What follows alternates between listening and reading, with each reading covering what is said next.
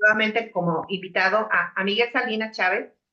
Él es analiza hace más de 30 años y tiene la plataforma de BIIE, que significa Boletín de Información de Inteligencia Estratégica. Además es escritor, pues, hace muchas cosas, tiene un currículum muy grande.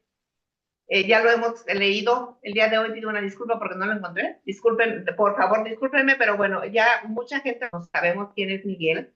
Muchas gracias a Marco, mi compañero, a Carlos en producción, pero sobre todo muchas gracias a la audiencia. El día de hoy vamos a tocar un tema pues que ya tiene muchos meses en boca de todo el mundo y que no se concluye nada y no sabemos muchas cosas. Donald Trump y el desmantelamiento de los narcorregímenes en Latinoamérica. Bienvenido, Miguel, muchas gracias. Este es tu programa, adelante. Muchas gracias por aceptar la invitación. Lori y Marco, muchas gracias a ustedes por invitarme. Yo siempre me siento muy honrado cada vez que me hacen el favor de invitarme para platicar aquí con su audiencia y bueno, pues estos temas que son muy interesantes y que mucha gente les saca la vuelta o que no, o que los tocan así con pinzas. Los medios nacionales, las cadenas oficiales o que están comprometidas con el gobierno, pues obviamente tratan de no incomodar al régimen, pero nosotros tenemos y les agradezco esta libertad de expresión para poder hablar con plena libertad de todo lo que está pasando en nuestro país y pues, más allá de nuestras fronteras. Yo creo que desde las primeras veces que platicamos, no sé si no lo recuerdo exactamente, pero ya tenemos un tiempo haciendo estos ejercicios, más de un año, quizá dos, y recordarán o quizá por ahí les dejé el comentario que cuando Donald Trump tuvo su primer periodo de gobierno, él, dentro de las cosas que dejó pendientes precisamente porque necesitaba amarrar su reelección, era echar mano sobre todos los narcorregímenes que había aquí en el hemisferio, es decir, en América, específicamente pues Cuba, Nicaragua, Bolivia, Venezuela y otros más. Bueno, ahí también ya se perfilaba obviamente México, porque a partir del 2018 que se empataron las presidencias, bueno, del 19 con Donald Trump y López Obrador, que les tocó pues estar juntos, digamos, un par de años, todo 19 y todo el 2020. Donald Trump tenía ya información sobrada de que México pues, era un narco. De hecho, por ahí ustedes quizás recuerdan que se hizo público después, ya que había salido en su primer periodo, que tenía como plan y proyecto, creo que John Bolton se lo había por ahí propuesto, el mandar misiles de esos muy precisos que maneja el ejército norteamericano en contra de objetivos de los cárteles mexicanos. Este proyecto finalmente no se llevó a cabo, pues por una razón muy elemental que fue que necesitaba primero asegurar su reelección para poder entonces echar mano. Es decir, estos planes y esta mano dura que Donald Trump se reservó para su segundo periodo, pues quedó frustrada por este cuatrienio de Biden, pero cuando regresa a la Casa Blanca a partir de la elección de noviembre del año pasado y que ya a partir del 20 de enero de este 2025, ya no tenía yo ninguna duda y bueno, se fue viendo cada vez más claro que Donald Trump iba a poder llevar a cabo todos los planes y proyectos que había dejado pendientes en su primer periodo. ¿Cuáles eran estos planes y proyectos? Pues ya meter mano contra los cárteles de la droga que han hecho tanto daño a Estados Unidos, porque obviamente la prioridad de Trump pues, es Estados Unidos, a él todas las muertes que ha habido aquí violentas a lo largo de estos años, especialmente del gobierno de López Obrador, estos 200,000 muertos, pues yo sinceramente no creo que le quiten el sueño en lo absoluto a Donald Trump. Es un tema que para él básicamente es casi secundario, pero donde sí le afecta y donde puso su atención es que como consecuencia pues de los negocios ilícitos que están llevando a cabo los cárteles de narcotráfico en México, en su alianza con el gobierno de China, así, con el régimen chino, donde se empezó a utilizar a México como el paso para introducir esta droga conocida como el fentanilo, que es un fenómeno pues muy pues importante que ha cambiado, yo creo que por completo la sociedad norteamericana. El fentanilo pues es un medicamento restringido que se utilizaba entre otras cosas para anestesias y otros y calmar ciertos tratamientos, dolores agudos, etcétera. Se empezó a recetar de manera indiscriminada primero en Estados Unidos por médicos, la gente las compraba en las farmacias y después cuando se convirtió en un problema de adicción, esto quedó ya mucho más restringido y entonces fue cuando se abrió la oportunidad y China lo vio como una oportunidad para golpear y diezmar a la población productiva norteamericana a través de la producción en sus laboratorios de este mortal, pues esta mortal droga química. Y entonces utilizaban a México para, con los cárteles que ya tenían las rutas y los contactos para introducir estupefacientes a Estados Unidos, utilizarlos como el medio, el conducto para envenenar a la población. Así funcionó durante muchos años hasta que va, incluso en el gobierno de Biden, pues tuvo que meter presión y China tuvo que hacer una regulación para prohibir que los laboratorios produjeran el proceso completo de la elaboración de pastillas de fentanilo. Entonces, solamente producían los precursores y esos precursores se enviaban a México y entonces en México se empezaron a instalar estos narcolaboratorios en el periodo de gobierno de López Obrador y aquí se mezclaban esos ingredientes y esos precursores que llegaban de China para inundar las calles de Estados Unidos. Y la consecuencia fue, pues, que empezó a morir más o menos un estimado de unas 100,000 personas, 100,000 norteamericanos por año en Estados Unidos a consecuencia de las sobredosis de fentanilo en el periodo de López Obrador. Es decir, él, por su negligencia o por su complicidad con los cárteles de narcotráfico, al menos es responsable de entre 500,000 y 600,000, 700,000 muertes norteamericanas a causa y consecuencia de esta sobredosis de fentanilo. Pero además se generó otro fenómeno tan grave como ese que es el de que muchas personas, muchos norteamericanos no murieron, simplemente quedaron en un estado totalmente improductivo, perdieron sus casas, muchos de ellos tenían pues, trabajos y una vida relativamente normal, perdieron trabajo, perdieron casa, terminaron viviendo en las calles y convirtieron a ciudades a regiones, ciudades de las principales ciudades norteamericanas en pues ciudades zombies donde vemos estas escenas dramáticas de la gente que está ya totalmente incapacitada de manera irreversible para volver a reintegrarse a la actividad productiva y ha generado, pues, obviamente problemas sociales y una serie de, un problema muy grave. Yo creo que el más grave, socialmente hablando, actual en Estados Unidos.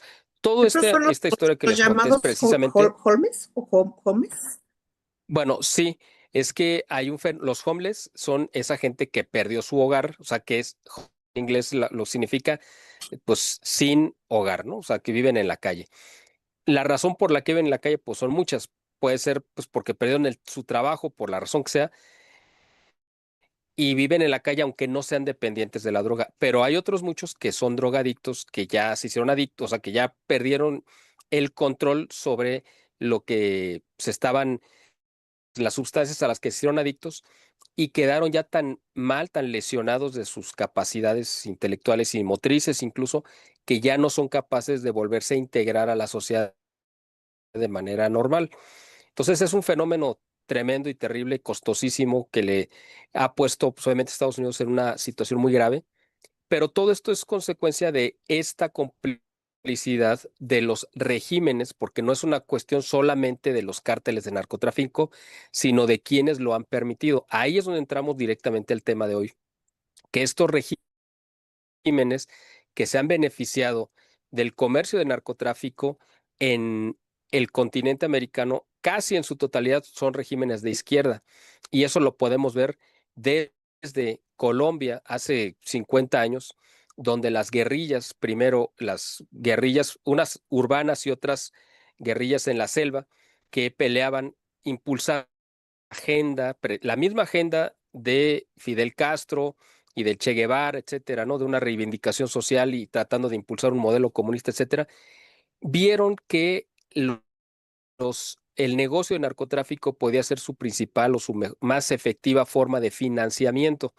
Así lo vimos en las FARC de Colombia o en el M-19 que era una guerrilla urbana colombiana que curiosamente en la cual colaboró nuestra actual presidente usurpadora, pues, pero presidenta al final de cuentas, Claudia Sheinbaum. Eso lo dijo a las claras en una visita que hizo a México el presidente Petro, de hecho, cuando fue la toma de posesión de Claudia Sheinbaum, se le salió ahí, lo dijo, que él había conocido a Claudia Sheinbaum precisamente cuando ella colaboraba con el M-19, porque era la que se encargaba de traducir los discursos del líder guerrillero al francés. O sea, es una historia ahí absurda, pero bueno, Colombia tiene un presidente guerrillero, Bolivia tuvo un presidente cocalero, es decir, el líder de los productores de la coca era Evo Morales, era un agricultor y pues era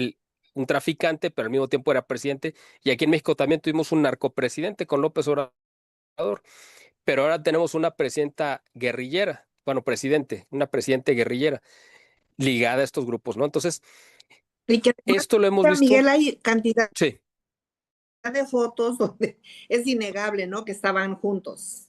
Totalmente claro, así es, innegable, sí. exacto, así es, bueno. Entonces, bueno, también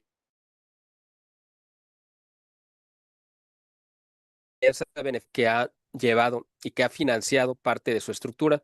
Y ahora sabemos que Venezuela, con el narcorrégimen que inició hace 26 años, desde el golpe de Estado en 1999, y que luego heredó por ahí del 2014, 13, 14, por ahí, Maduro se ha involucrado también en las mismas redes de comercialización de la droga colombiana que la utiliza Venezuela para financiar su régimen también, ¿no? Y toda esa droga va principalmente a dar a Estados Unidos.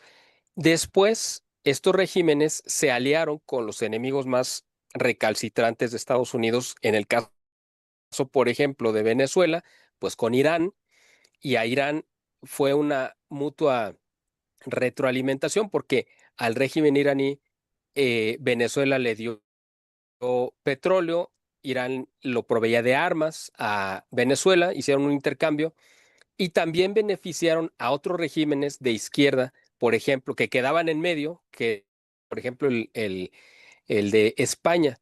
Actualmente el presidente Pedro Sánchez, que está bastante, pues pasando una crisis de credibilidad muy grave desde hace mucho tiempo por la corrupción, pero el partido más recalcitrante de izquierda que existe en España, que se llama Podemos, es una creación híbrida de Irán y Venezuela. Es una idea, digamos, un proyecto venezolano financiado con dinero iraní. Y Pablo Iglesias, que ahora resulta que se vino a vivir a la Ciudad de México, a la Colonia Condesa, para desde ahí difundir a través de un canal de televisión y una productora de medios audiovisuales para inundar de propaganda y defender las causas de la Cuarta Transformación. Obviamente viene pagado hoy con sus gastos por el gobierno de México, es decir, por nuestros impuestos.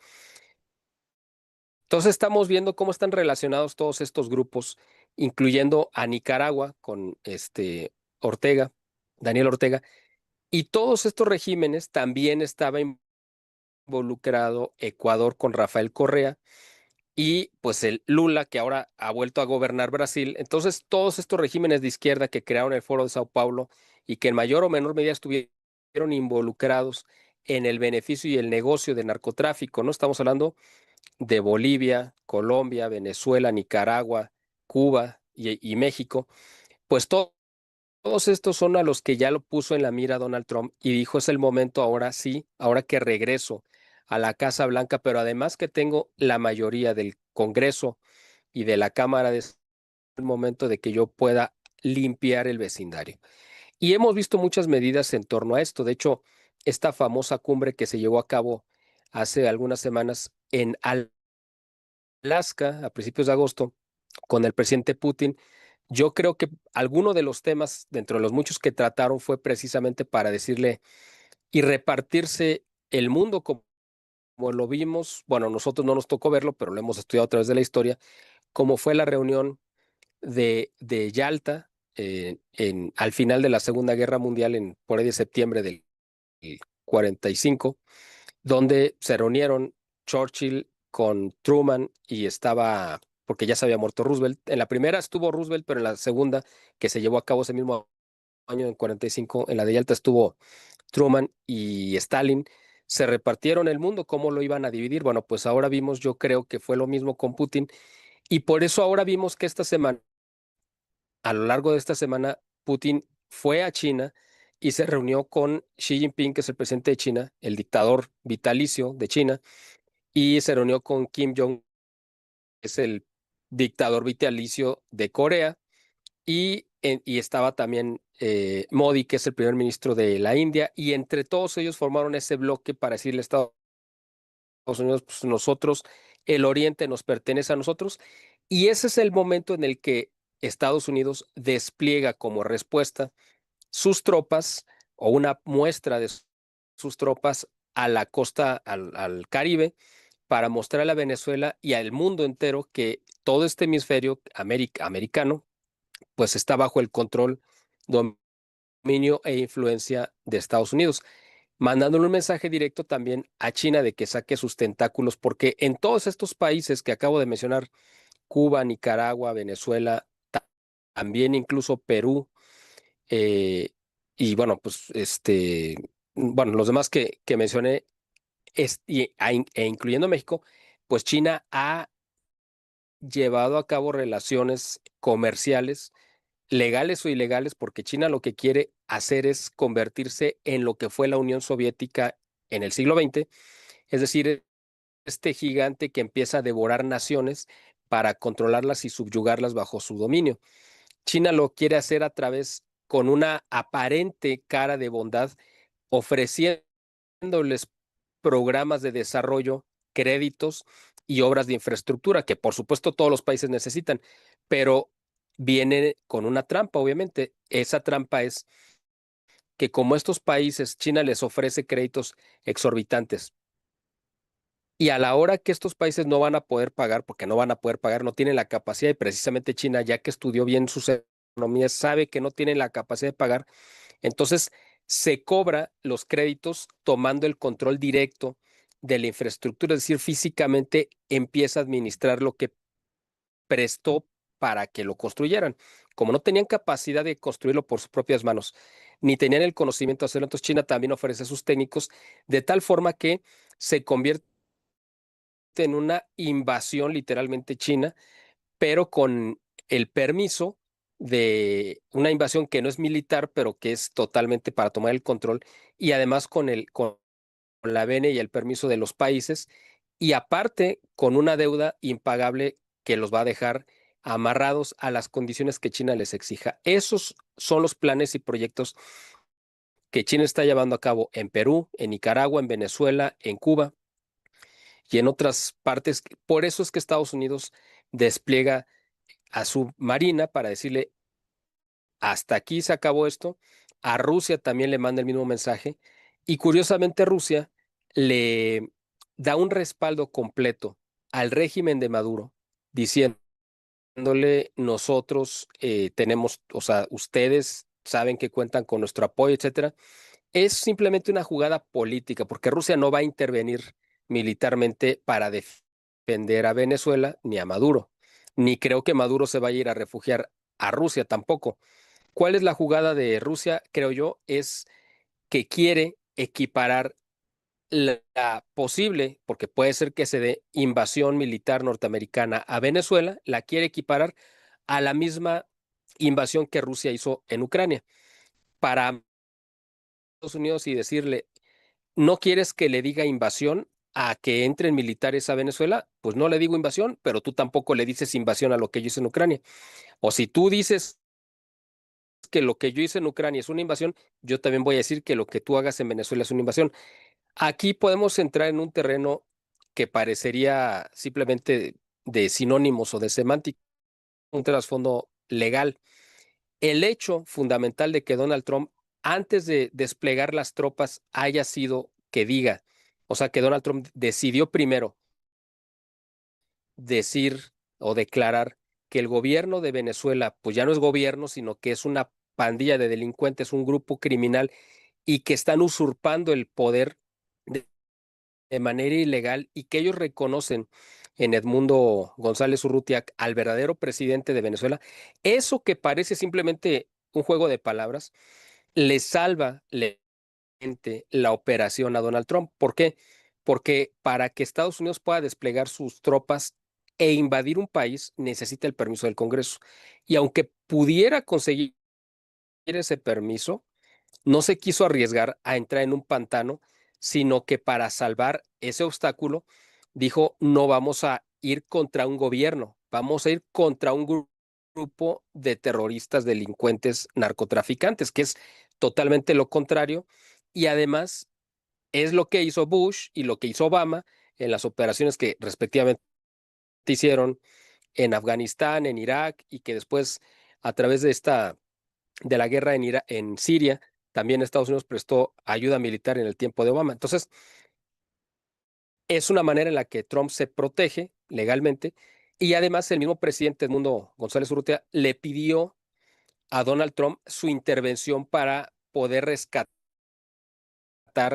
la presidencia, es decir, la está ocupando otro, un usurpador, yo necesito rescatarla. Entonces, Trump dice, bueno, es más, me lo está pidiendo el presidente legítimo del país, o sea, no se puede considerar bajo ninguna circunstancia como una invasión. Parece y tiene todo, o sea, uno dice, bueno, si un ejército entra a otro país, pues es una invasión. Pues sí, uno puede decir, sí, pero no está declarando una guerra porque no está combatiendo a un gobierno legítimo, sino a un grupo de usurpadores. Entonces, es lo que, este juego de palabras es lo que preparó el escenario para que Donald Trump hiciera esta jugada. En este contexto, también despliega Donald Trump a su secretario de Estado en una gira en Latinoamérica, que es creo que su tercera o cuarta gira y es de llamar la atención que sea hasta este momento que venga a México, Marco Rubio, porque ya había hecho otras giras en otros países y a México lo habían ido relegando por muchas razones, pero en el momento en el que están ya desplegadas pues, la Marina norteamericana y después de haber dado el primer golpe militar con esta lancha que el gobierno de Venezuela dice que fue inteligencia artificial. Incluso yo les puedo decir a lo mejor, porque yo había visto videos muy parecidos de cómo la Marina, la Guardia Costera norteamericana, hace esas operaciones igualito. Yo he visto documentales donde esa grabación que ustedes vieron y que yo también vi, pues yo no les puedo asegurar que sí sucedió exactamente el lunes. Pudo haber sido de archivo y la sacaron y la hicieron pública, ¿no? Puede ser, no sé.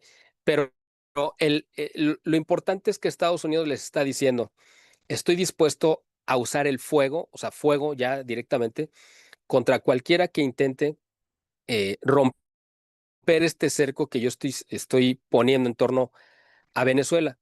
Y en ese contexto viene Marco Rubio a decirle a Claudia Sheinbaum, sabemos que este gobierno, porque además un día antes o 2 días antes lo había dicho Donald Trump en una entrevista muy larga con un medio, no recuerdo el nombre del medio allá en Estados Unidos, eh, donde él dijo, bueno, el gobierno de México, o sea, México está gobernado por el narcotráfico y la presidenta Sheinbaum, pues cuando dijo, sí, pues muy elegante y muy bonita, pues es una burla, obviamente, pero bueno, se la perdonamos a Trump, ¿no? Pero dijo, muy bonita, pero está muerta de miedo y no quiere actuar. Nosotros le hemos ofrecido nuestro ejército apoyo y ella no lo quiere hacer. Lo que no dijo Trump es con quién era con quien estaba muerta de miedo. O sea, no, nada más dijo que estaba muerta de miedo, pero no dijo quién le estaba provocando ese miedo. Porque yo puedo pensar en tres opciones.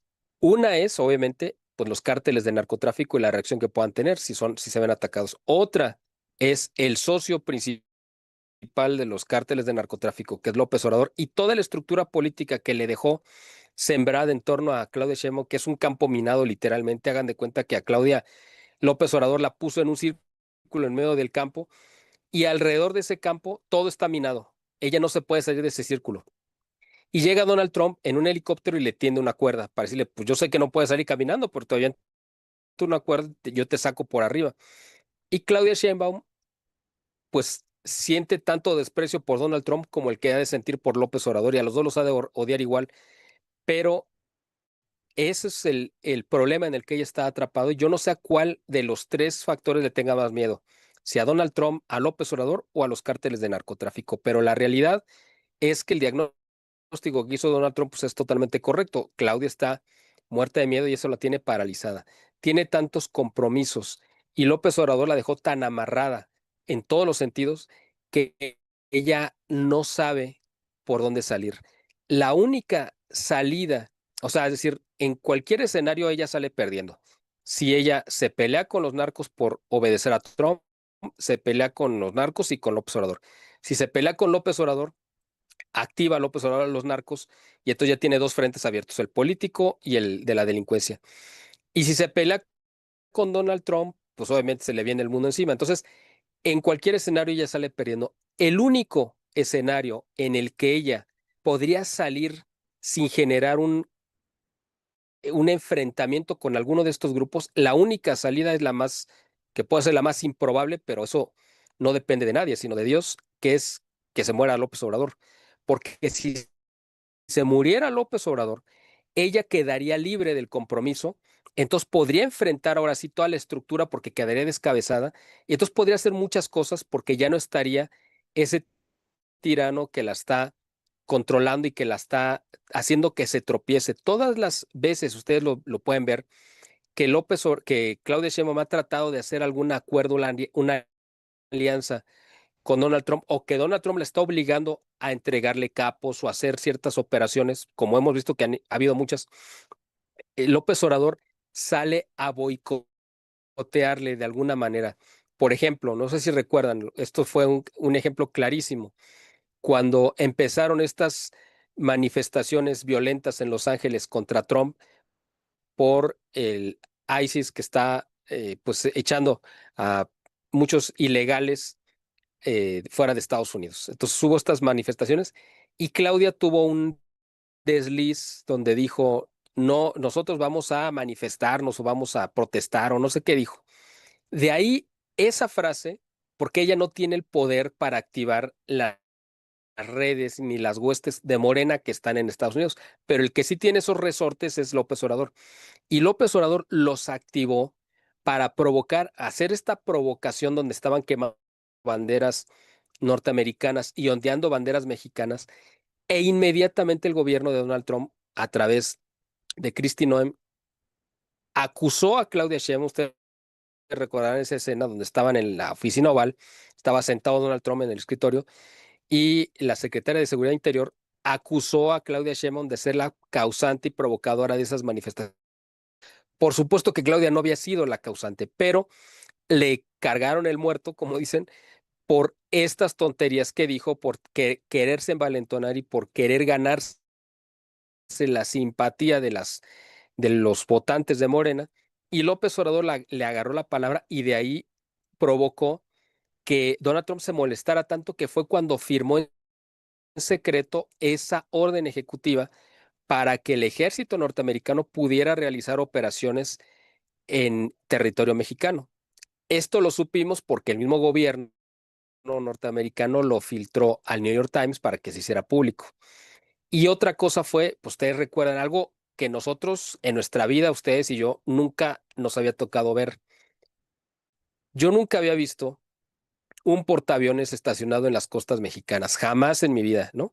Esto sucedió en Ensenada hace varios meses, creo que por ahí de marzo, que fue una advertencia. Ustedes han visto además que también hay buques de la Marina norteamericana en el Golfo de México, y además estos vuelos de reconocimiento de los drones que manda Estados Unidos con el transponder abierto. El transponder es este aparato que va siguiendo en tiempo real las rutas de los aviones, que lo tienen que usar todos los aviones eh, pues, comerciales, incluso los militares, pero evidentemente los aviones espía pues lo traen apagado, si no, no tendría sentido. Pero cuando mandas un avión espía con el transponder abierto es para que lo vean. Lo único que faltaba era como de esos avionetas que les colgaban una lona para decir, Donald Trump lo saluda, así prácticamente para que todo el mundo se enterara, ¿no? O sea, era algo tan obvio que lo dijo Donald Trump, lo quiso hacer visible para que todo el mundo se enterara que ellos ya estaban haciendo esa labor de reconocimiento, aún sin contar con el apoyo ni la venia, ¿no? Del gobierno de México. Eh, Estuvo, ya ven, también haciendo sobrevuelos sobre Valle de Bravo, y a lo mejor en una de esas también en Tepoztlán pasaron y encontraron por ahí la mega mansión de También en Michoacán, del senador, del el senador senador Mugroña, Llorona. de Llorona, exactamente. Bueno, el tema es que está Donald Trump ya actuando de manera abierta, no le va a pedir permiso a Claudia, y el ridículo que hizo Claudia ayer, y ella lo confesó en la mañanera de estos días, bueno, no recuerdo si fue el día que vino Marco Rubio o al día siguiente, pero ella dijo, pues sí, otra vez le volvimos a decir el tema del Mayo Zambada, pero pues me escuchó y no me hizo caso. O sea, es algo tan patético que ellos siguen pidiendo que les devuelvan al Mayo. O sea, Mayo se lo llevaron y Mayo lo queremos. O sea, como la leyenda de los 43, ¿no? De Ayotzinapan, que vivos se los llevaron y vivos los queremos. Así querían, ¿no? Al Mayo de regreso porque saben. El temor que ellos tenían, pues ya se materializó. El Mayo negoció, está en proceso, pero ya negoció el hecho de que haya reconocido de los 17 cargos, dos, con eso era suficiente, porque con uno solo era cadena perpetua, así que lo demás era simplemente agregarle más betún al pastel, pero el Mayo se declara culpable, reconoce sus cargos, va a entregar parte de su inmensa fortuna y sobre todo y más importante que el dinero que va a entregar es la información que va a entregar, precisamente porque para tener un ejemplo de lo valioso que es esta información, al cártel de los soles ya lo tenían identificado, ya sabían que desde hace varios años, creo que desde el 2020, ya sabían también que pues Maduro estaba involucrado en el narcotráfico, etcétera, pero la prueba definitiva la aportó, es decir, em, las declaraciones que hundieron a Maduro fueron las que dio Ovidio Guzmán como parte del proceso de negociación y gracias al cual salvaron a su familia. Ustedes recuerdan que hubo una caravana migrante, solamente la familia Guzmán ahí cruzando la frontera y recibiéndolos en Estados Unidos, ¿no? Bueno, algo nunca antes visto. Pues creo que 17 personas ahí cruzaron la frontera para entregarse y pues, quedaron protegidos. Bueno, esa información que dio Ovidio es la que le dio sustento a la operación y gracias a la cual ahorita Estados Unidos puede hacer esta operación. Nada más, pero estamos hablando de que es el hijo de el segundo líder en instancia de uno de los cárteles. O sea, ahora imagínense cuánta información no tendrá el propio Mayo, que era la cabeza de estos cárteles, y todos los que pasaron por su escritorio y los que estuvieron en la nómina del narco, mm, me refiero a los políticos, ¿no? Entonces Marco Rubio seguramente vino a decirle claramente a Claudia Sheinbaum que los 90 días que están corriendo para ver si de verdad tiene la voluntad política de hacer algo, y eso, de esos 90 días faltan como 57, es decir, prácticamente 2 meses, que eso se vence a finales de octubre. Si no ven voluntad política de Claudia Sheinbaum para entregar a los narcopolíticos, vienen los aranceles, y una economía como la de México no aguantaría una carga arancelaria porque inmediatamente nos mandan a la quiebra. Entonces, la presión que está ejerciendo Donald Trump y Marco Rubio, o Donald Trump a través de Marco Rubio, es precisamente para obligarla, porque sí, ya les entregaron creo que 59 capos, ¿no? Algunos ahí cartuchos quemados, otros más quemados, otros menos quemados, y otros muy importantes, obviamente. Pero dentro de todos, al final de cuentas, estamos hablando solamente de narcos, pero esos son, aparte, pues ya estaban Pero detenidos. es lo que te iba a O sea, decir, Miguel, o sea, entregaron a quienes ya estaban procesados, ¿no? Aquí en México. sí, además, déjame comentarte dos ejemplos más de cómo López Obrador ha estado boicoteando cualquier opción de colaboración entre Claudia Sheinbaum y Donald lo ha hecho con la idea de hacer quedar mal a Claudia y evitar a cualquier costa que de verdad haya una colaboración real. Están estos dos casos que ustedes dos ya los conocen muy bien.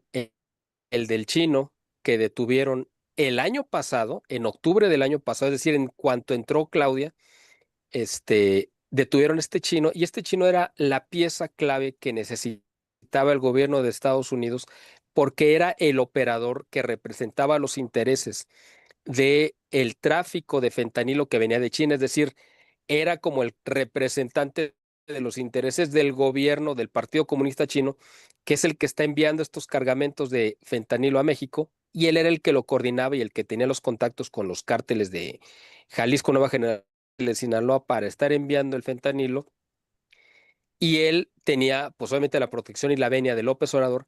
Lo detuvieron en octubre y después un juez determina que lo pongan en prisión domiciliaria y además da la orden de que el que debe de custodiarlo es la Guardia Y se, Nacional.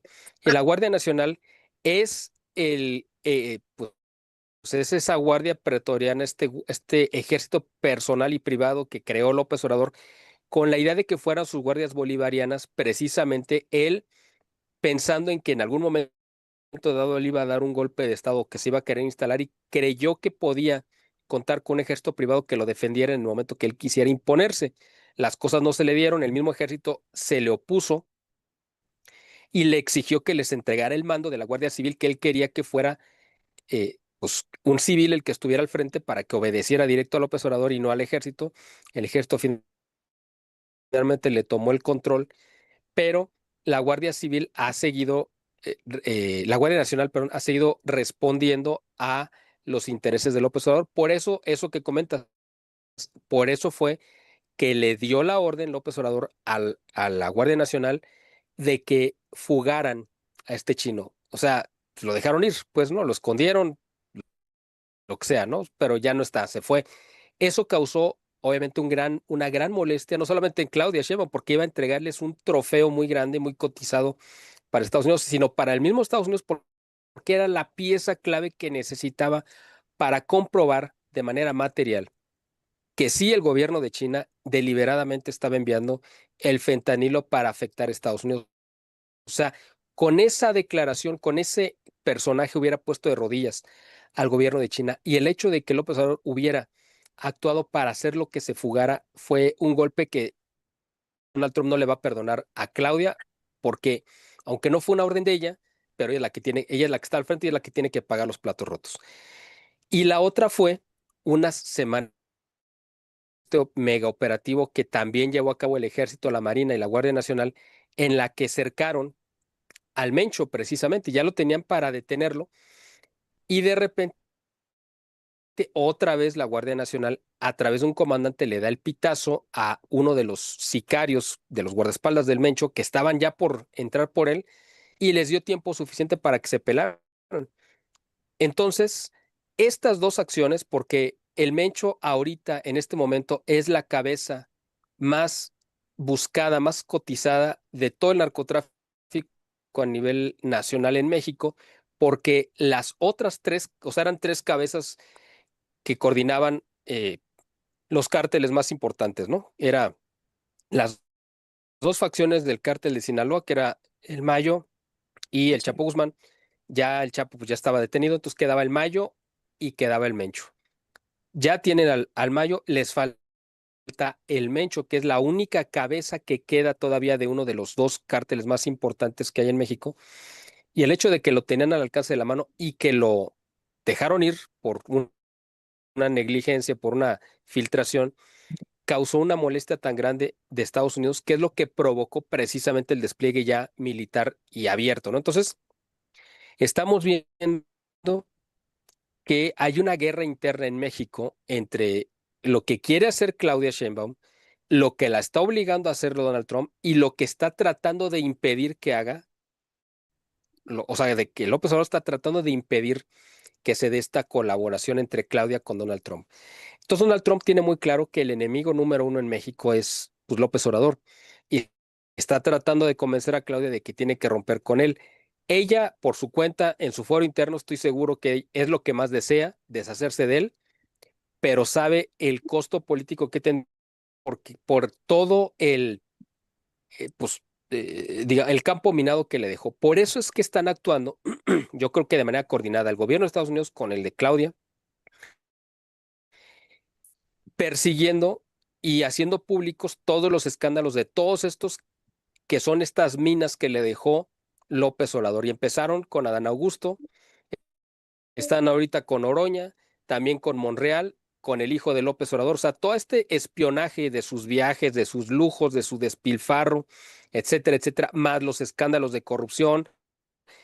Pedro Aces, que es el líder sindical, es esta nueva CTM que creó Morena y López Obrador para sustituir a la CTM, a la CROC, etcétera. Pues este Pedro Aces es un delincuentazo eh, terrible y es el más cercano colaborador y es una creación, digamos, de Monreal. Entonces, a todos los están golpeando en en sus diferentes flancos para desarticular toda esta red y entonces sí poder irse sobre la cabeza que es López Obrador. Yo creo que Donald Trump más tarde o más temprano va a obligar a Claudia a que le empiece a entregar morenistas, que es a lo que ella se resiste porque sabe que cayendo el primero, pues se viene abajo toda la estructura y todo este cuento que ellos han vendido de la honestidad valiente, pues se les viene abajo. Pero lo va a tener que hacer, pero además va a empezar con sus enemigos más odiados, ¿no?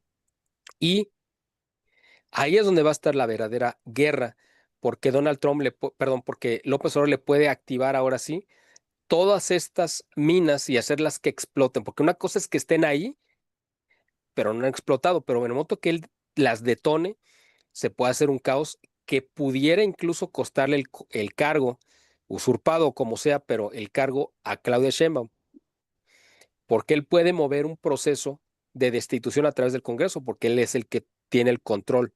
Y ahí es donde va a estar en juego, porque Donald Trump anunció que viene un proceso de revisión del Tratado de Libre Comercio que se va a renegociar el próximo año, pero en ese tratado hay cláusulas que impedían que sucediera lo que pasó con la reforma judicial de votación, etcétera. Eso estaba prohibido y lo hicieron. Estaba prohibido que desaparecieran a los órganos autónomos y lo hicieron. O sea, ha violado sistemáticamente los acuerdos firmados. Los morenistas han violado los acuerdos firmados del Tratado de Libre Comercio.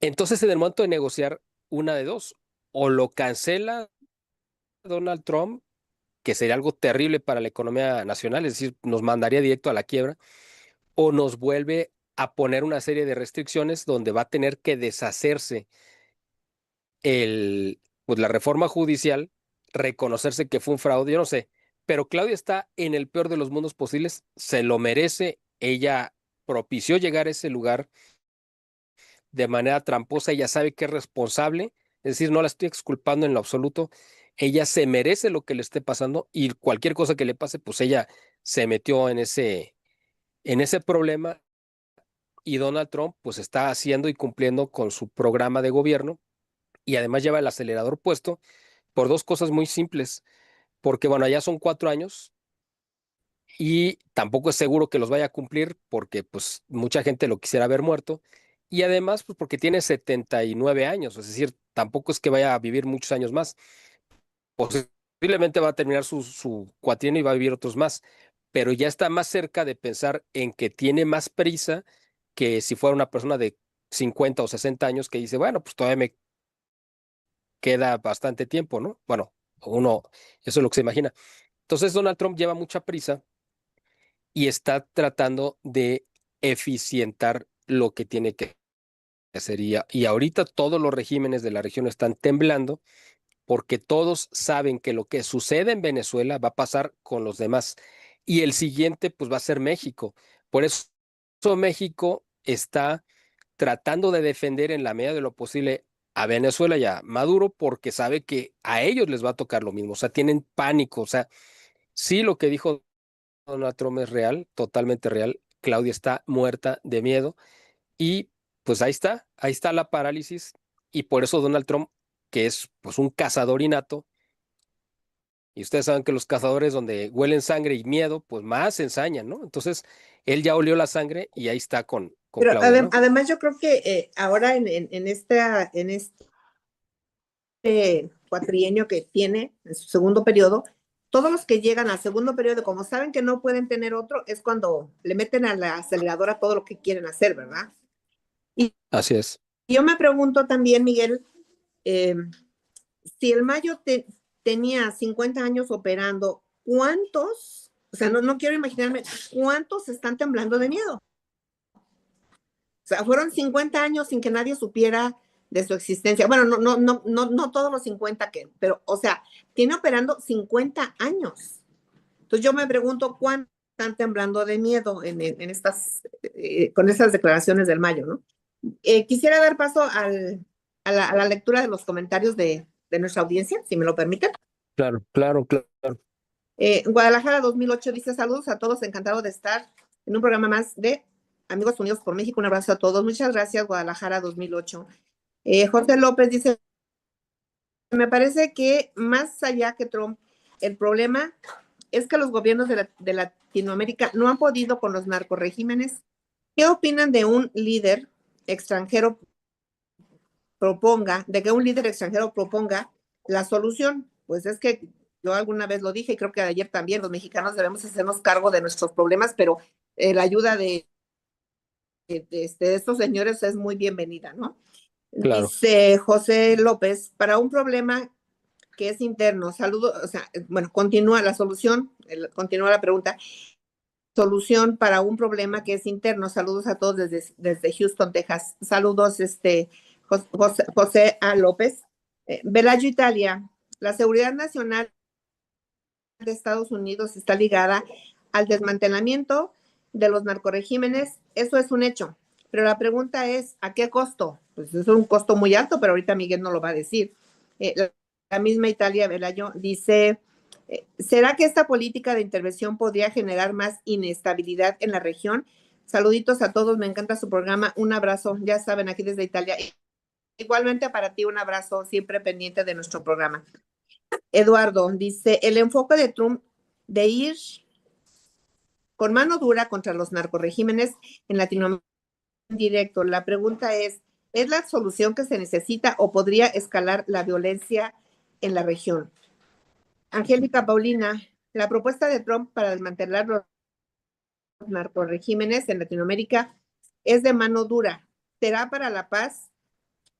¿Será que la paz justifica la intervención extranjera o es un riesgo que podría generar más violencia? Juan Pedro Torres, el discurso de Trump de que los gobiernos de Latinoamérica no pueden solos y que necesitan su ayuda es un pretexto para intervenir o en realidad incomoda que nadie quiere o una realidad incómoda que nadie quiere admitir. El mismo Juan Pedro, él dice es una demostración, una declaración de hostilidad contra México, contra nosotros, sus vecinos.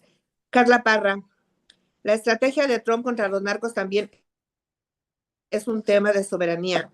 ¿Hasta qué punto un país tiene el derecho de intervenir en otro sin importar el pretexto de seguridad? Gran invitado, claro que sí.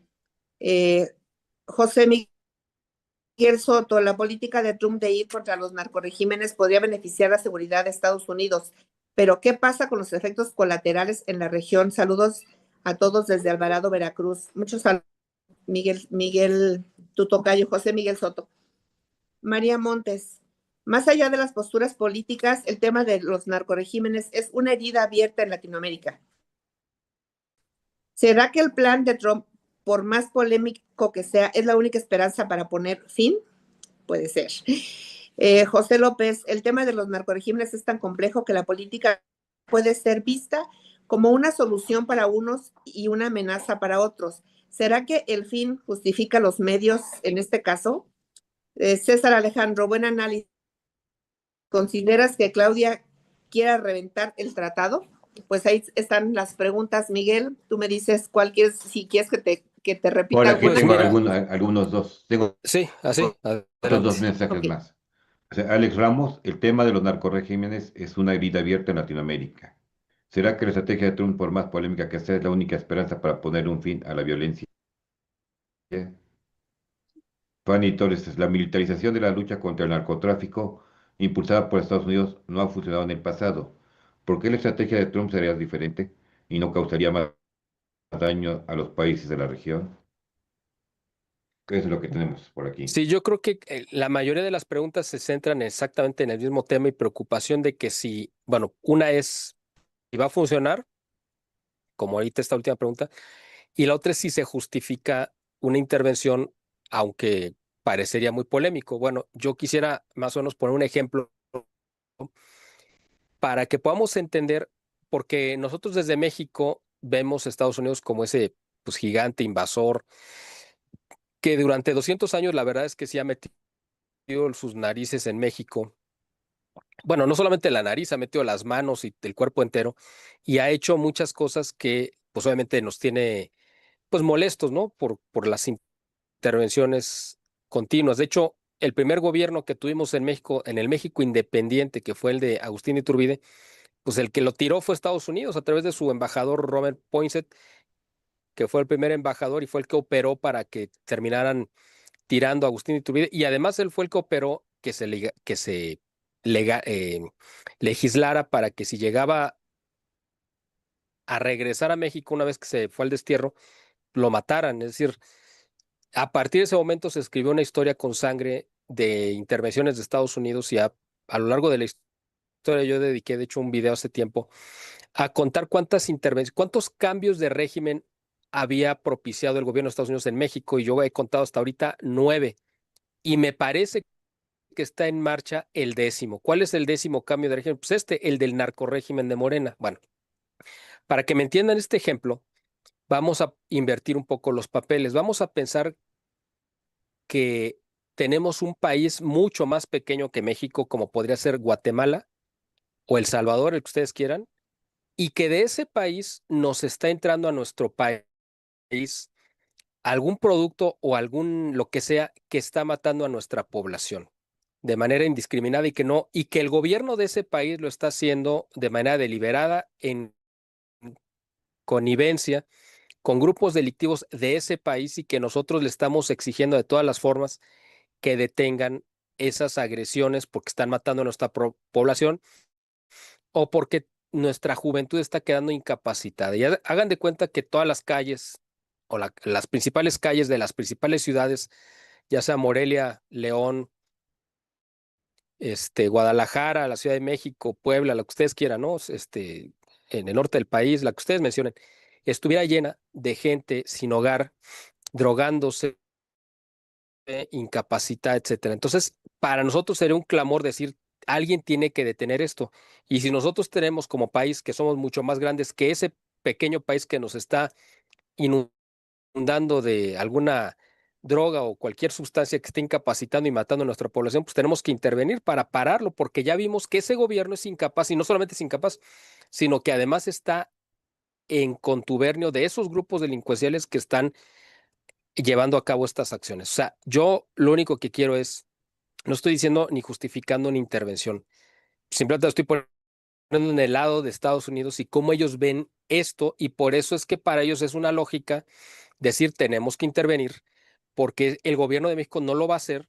¿Por qué no lo habían planteado antes? Bueno, porque antes de López Obrador, bien que mal, aunque existía y ha existido durante décadas el problema de narcotráfico, era un mal tolerado por Estados Unidos porque los consumidores están principalmente de aquel lado y el dinero, el grueso del dinero de narcotráfico se lava en Estados Unidos. Aquí quedan las migajas, aquí queda el dinero suficiente para que el negocio siga operando, pero el grueso de las ganancias está allá. Más o menos se cree, se calcula, porque pues, es un negocio negro e ilícito, entonces tampoco es que lleven libros de contabilidad ni pagan tampoco es tan fácil saber, pero se calcula que al año el negocio de narcotráfico es de $1 billón, o sea, 1 millón de millones de, de dólares, que es una cantidad exorbitante. La economía completa de nuestro país, completa es el gobierno y toda la actividad económica de nuestro país son, creo que, creo que ni a $3 billones. O sea, estamos hablando de que una tercera parte del tamaño de la economía de lo que es México es lo que se comercia cada año de estupefacientes. Bueno, de ese billón, a lo mejor aquí en México se queda, y se me hace mucho, el 10%, y se me hace mucho. Y el otro 90, pues se va a Estados Unidos o a otros lugares, a China y otras partes. Y ahí es donde se lava y ahí es donde el dinero realmente se necesita de aquel lado. Bueno, ¿a qué voy con todo esto? Que Estados Unidos sabe que existe esto, lo necesita porque la población de allá es la que lo consume y además ese dinero les cae muy bien. Pero una cosa es lo que estaba sucediendo antes de la llegada de López Obrador, donde las drogas mantenían pues calmada a la población, era un negocio, el gobierno controlaba y les decía y estaba en contubernio y se dejaba sobornar, estoy hablando del gobierno de México, y los dejaba operar y les incautaba aquí y allá. Eso es una cosa. Y otra, lo que hizo López Obrador, que fue, ¿saben qué?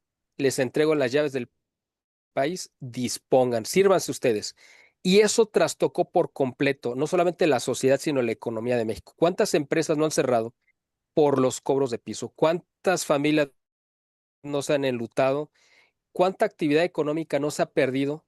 Y además se ha salido por completo de control. Esto es una cosa que nunca habíamos visto. Por eso fue que Estados Unidos, después de tantas décadas de que ellos propiciaron este negocio, de repente deciden intervenir, precisamente porque llegamos a un punto donde se salió tanto de control y no ven ninguna voluntad y que el gobierno ya no controla el narcotráfico, sino que está cogobernando, es decir, tenemos un gobierno bicéfalo, una cabeza es el gobierno oficial y la otra cabeza es el narcotráfico, y el gobierno lo que está haciendo, o sea, el gobierno de Estados Unidos dice, si no intervenimos, quien va a acabar gobernando el país va a ser el narco, y nosotros tenemos muchos negocios en México que está afectando a nuestros intereses. Yo lo he dicho muchas veces y aquí lo vuelvo a decir, a Estados Unidos nosotros sinceramente no creo que le interesemos nada absolutamente, ni a Trump. O sea, nos puede caer bien Trump y lo que sea, pero nosotros a él, sinceramente yo creo que no le importamos en lo absoluto.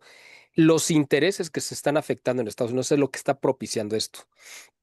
Y eso es lo que está motivando que ahorita Donald Trump esté interviniendo para detener esto porque sabe que esto ya se salió por completo de control. Esto creo que con este ejemplo espero haber respondido a si es justificable o no. Ahora, también hay otra pregunta muy interesante, si esto no puede empeorar las cosas.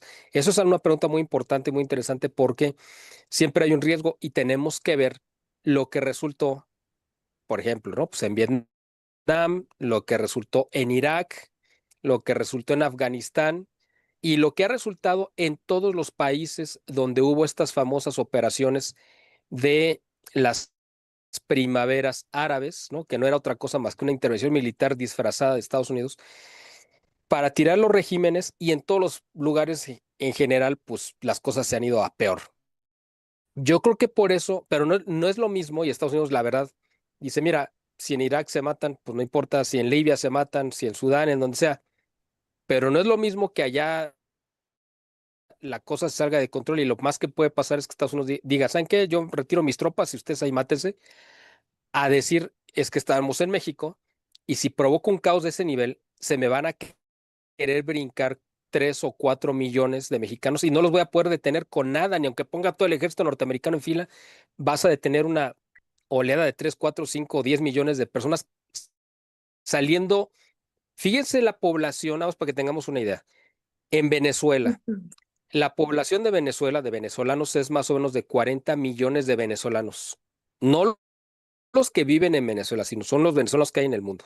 De esos 40, que la mayoría vivían en Venezuela antes de la revolución de hace 26 años, 40 se han tenido que ir huyendo, casi 10 millones. Se calcula que entre 7 a 9 millones, vamos a dejarlo en 8. Estamos hablando de una cuarta parte de la población. De un país de 40 millones, 10 se han tenido que ir. Bueno, muchos se han ido a Colombia, otros se han ido pues, a donde pueden, a España, y otros han terminado pues, aquí en México, y otros, muchos, muchísimos han ido a Estados Unidos. Imagínense que en México somos alrededor de unos 140 millones, yo creo. Si estamos hablando de que una cuarta cuarta parte de venezolanos se fueron porque pasó este caos a lo largo de los años, no es que se hayan ido todos de golpe. Imagínense, ya no digamos que un 25%, vamos a dejarlo en que les gusta un 10% de la población que quisiera salir huyendo de México hacia Estados Unidos, porque no se van a ir a Guatemala o a Honduras, ¿no? Bueno, aunque en la gente se está yendo a Guatemala, imagínense cómo Sí. estamos, ¿no? Bueno, ¿cómo creen que el gobierno de Estados Unidos va a detener una caravana de 14, 10, 12, 14, 15 millones de mexicanos que ya no se van a esperar a ver si los admiten o si los aceptan, que se van a meter y no hay forma? ¿Con qué los detienes? O sea, no hay forma de que tú los puedas detener. Entonces, por eso Donald Trump está haciendo, tratando de ser, de jugar con mucha precisión lo que tiene que hacer, porque sabe que Claudia está sostenida de un hilo y ese hilo tiene el grosor de un cabello. De ese nivel es la falta de poder que ella tiene y el riesgo que Donald Trump sabe que si le sopla poquito, pues se cae. Y si se cae, sabe que se desata el caos. Por eso es que trata de ser muy cuidadoso. Le da un poco de palmaditas, pero no muy fuertes porque pues, es de cristal y se rompe. Entonces, no puede pasársele la mano porque puede provocar algo peor. Y sobre esto que comentabas, Lori, hace un momento, que en el segundo periodo es cuando los presidentes utilizan esta mano dura, pues simplemente hay que recordar dos casos muy concretos. Ronald Reagan, que es como el referente al que siempre se está, con el que se refleja Donald Trump, ¿en qué momento fue cuando le metió presión a la Unión Soviética para desbaratar esa Unión Soviética? Pues fue a partir de que él ganó la reelección. Ujú. Es decir, a partir del 85 él impulsó el proceso de la perestroika y todo lo que se vino después para lograr finalmente que cayera el muro de Berlín, pero fue en el segundo periodo. ¿Y en qué periodo fue cuando Obama desató toda esta locura de las primaveras árabes? Pues fue en su segundo periodo también, y cuando intervino en Siria y una serie de cosas. Bueno, estos dos ejemplos simplemente, y los quise tomar porque uno era republicano y el otro demócrata, pero para que sepamos y la gente que hace favor de vernos y escucharnos tenga esa referencia, pues es en el momento, en el segundo periodo cuando realmente los presidentes se avientan a hacer este tipo de actos, ¿no? Ya mucho más Fuertes, diríamos, bélicos o contundentes, fuertes, ¿no? ¿Mande? contundentes Perdón. o más bélicos o Sí, entonces yo creo que Donald Trump, tomando el ejemplo de Ronald Reagan, que Ronald Reagan dijo, yo voy a acabar con el comunismo, es decir, bueno, no el comunismo a nivel mundial, sino con el epicentro que era la Unión Soviética, y lo hizo muy bien de la mano del Papa Juan Pablo II. Pues yo creo que ahora Donald Trump, aunque no se le ha visto muy cercano al Papa León XIV, pero él a decir, mi cruzada personal va a ser el comunismo y el socialismo de, cuando menos, lo que yo considero mi extensión territorial, para no decirle patio trasero porque soy muy feo, mi extensión territorial que es toda América, ¿no? Y por eso le está sacudiendo el tablero también incluso a Brasil, que es un gigante, con Lula presionando y respaldando a Jair Bolsonaro, que efectivamente es un perseguido político, porque Donald Trump quiere hacer que regrese a la presidencia Jair Bolsonaro y echar a Lula, ¿no? Y regresarlo a la jaula de la que lo sacaron para la presidencia. Entonces, él está en esta cruzada y por eso también le ha puesto cara a China, porque sabe que de China está saliendo mucho de ese veneno que está infectando a toda esta región. Y en el caso con Rusia, porque es muy importante, Rusia no es un país ni comunista ni socialista, es un país que ya salió de eso. Y el mismo Putin, pues él es más un zar que un presidente. O sea, todo el mundo le dice, sí, es un dictador. Bueno, Putin se ve a sí mismo como un zar, como esa figura que gobernó la Rusia previa a la Revolución de Octubre del 17, de 1917, y él también defiende los valores occidentales, cristianos occidentales ortodoxos, ¿no? De los cuales la misma Europa reniega. Entonces, sabe Donald Trump que tiene un aliado en Vladimir Putin, y Vladimir Putin, pues también ve con cierto recelo, aunque en las fotos salen muy abrazados y todo, muy sonrientes con Xi Jinping, el de China, pero él ujú, le tiene desconfianza. Y Donald Trump está tratando de aprovechar eso para distanciarlos en la medida de lo posible. Entonces, ahorita estamos viendo un juego político interesantísimo a nivel mundial, como no lo habíamos visto yo creo que en muchos años, donde por un lado, pues todo el mundo ningunea y cachetea a Europa como el payaso de la fiesta, ¿no? O sea, literalmente Donald Trump le dice, tú quítate, tú no salgas en la foto, esté para allá, y pues ellos quieren ponerse muy bravos con Rusia y Rusia les está demostrando que con todo el apoyo que le han dado la Unión Europea a Ucrania, pues no han podido derrotar a Rusia. Por otro lado, tenemos este juego político que quiere hacer China de de convertirse en la potencia número uno económica a nivel mundial, pero Estados Unidos en cuanto le empieza a apretar las tuercas con los aranceles, los pone de rodillas y ahorita están negociando porque China está pasando una crisis tremenda por la caída de las exportaciones que ha dejado de enviar a Estados Unidos y eso en una cuestión de meses los puso de verdad en una posición pues muy complicada. Entonces, Donald Trump está, pues él es un jugador innato y está como que doblando las apuestas y está metido, eso ya no es tema ahorita de este programa, pero está metido en un montonal de frentes abiertos. Yo sinceramente digo, bueno, este cuate de verdad está en un proceso de cambiar el mundo por completo, cuando menos la parte que Estados Unidos influye.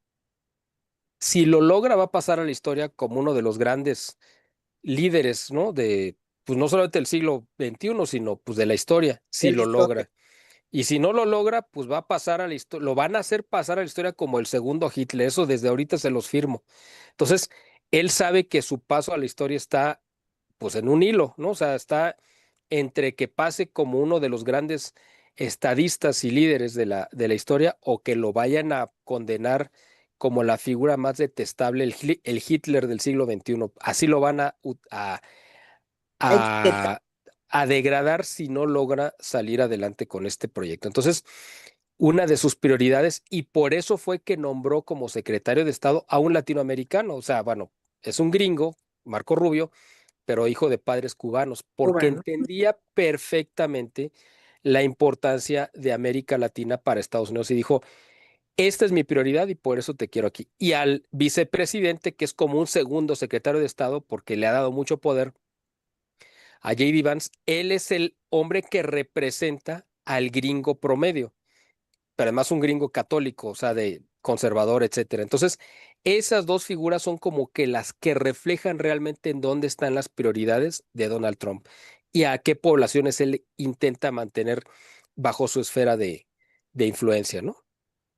Nos pregunta Alejandro, César Alejandro, ¿consideras que Claudia quiera reventar el tratado? Bueno, es una pregunta muy interesante porque yo creo que, bueno, era un proyecto también de López. López Obrador quería convertir a México en una Cuba. ¿En qué sentido? En que fuera un país que rompiera relaciones con el mundo exterior y convertirse en una isla política y económica que se viera el ombligo todo el tiempo, es decir, que viera hacia adentro y que ya no tuviera influencia ni injerencia exterior. Y el modelo de Cuba lo mencionó precisamente pues, para que quedara totalmente aislado y que ya nadie se interpusiera en su proyecto de convertir a México en su propia isla. Obviamente no lo pudo hacer. Evidentemente hay demasiados lazos que unen a Estados Unidos con México y no se lo permitieron. Claudia, ideológicamente ella quisiera, porque el Tratado de Libre Comercio es el epítome del neoliberalismo. O sea, es como el triunfo más grande del neoliberalismo. Y ella lo repudia y lo aborrece, pero sabe que económicamente su gobierno depende de que exista ese tratado de libre comercio. Es decir, si se llega a cancelar, la economía se colapsa y quiebra, la primera que va a caer junto con el peso, pues va a ser ella. Entonces, sabe que por un lado lo odia y lo aborrece y lo quisiera cancelar y por el otro lado sabe que lo necesita. Está metida ella en eso también, en un problema donde su ideología, sus quereres, su querencia está enfrentada con lo que ella necesita, con su, es decir, una cosa es lo que en su ideología quisiera que sucediera y otra lo que necesita que suceda. Entonces, ahí está en ese juego y por eso tiene esa cara de amargura, pues ya ustedes la ven todos los días, digo, los que tengan la paciencia y que no se les revuelve el estómago de verla, pero ustedes la ven cómo está con ese gesto pues de asco, de miedo, de coraje, ¿no? Se le ve totalmente en coraje, una ira contenida todo el tiempo en las mañaneras. Entonces, ¿por qué? Pues porque ella está viviendo en un mundo donde ella no quisiera estar, es decir, en esas condiciones. Ella quisiera que se le viera como una líder fuerte, como alguien respetable, pero sabe que todo el mundo le pasa por arriba, por abajo, por un lado y por el otro, la ignoran, no le hacen caso.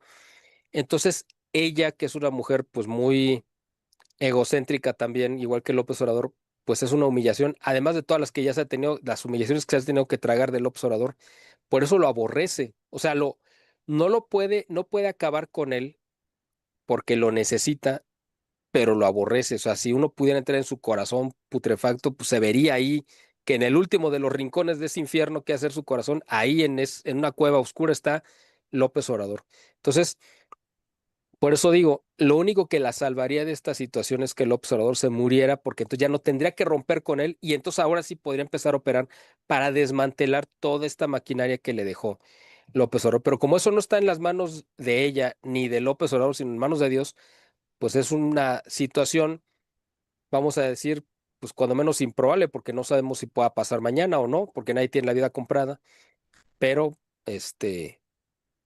lo que sí sabemos es que cada vez yo creo que el observador hace más corajes al ver cuando Claudia tiene que aceptar las condiciones que le está exigiendo Donald Trump, ¿no? Pero bueno, estamos viendo una situación increíblemente interesante, ¿no?